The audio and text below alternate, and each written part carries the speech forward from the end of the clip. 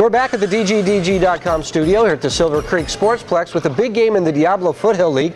Two of the three teams with undefeated league records battling Friday night, but Campolindo is the only team with a perfect 7-0 record on the season, and a guy named Stevens on the team for 37 consecutive seasons. And no joke. Most people don't know that. Yes, absolutely. Being a quarterback must be in the Stevens blood, I tell you. They started with Tommy, then Brett, and now Jack. Jack and the Cougs taking on their rival from Walnut Creek, the Los Lomas Knights. The Knights with senior Ben Wood, who we all know is good. We'll let Kevin E. Martin tell you how good he is in this week's Togo NCS Monster Game.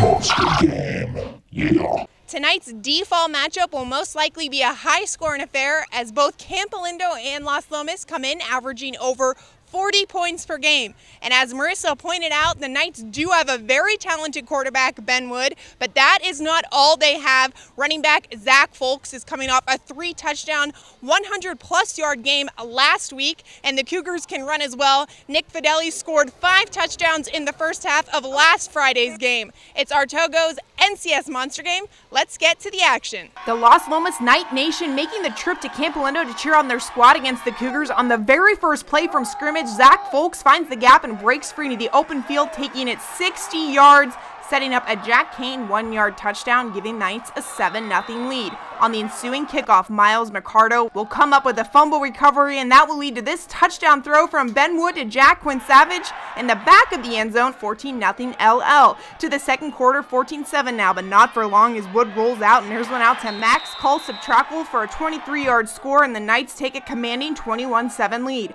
On the ensuing Campo possession, the Knights defense coming up huge. It's our guy FULKS doing work on both sides of the ball, and yes, he comes up with it, and it's a pick 6 for FULKS, pushing the lead to 21 points. The Cougars might be down, but they are definitely not out. Here's Nick Fideli weaving his way across the goal line to make it just a 2-score game. The Cougars still at it, trying to get another score before the half, and it's Jack Stevens to Tyler Petit. 44 yards for the score as they cut the deficit to just 1 TD at the half. 2 minutes to go in the third, and Campo's Jack Schertz reading this one perfectly as he will get the interception and take it all the way to the house. The big guy has some wheels, and it's all tied up at 28.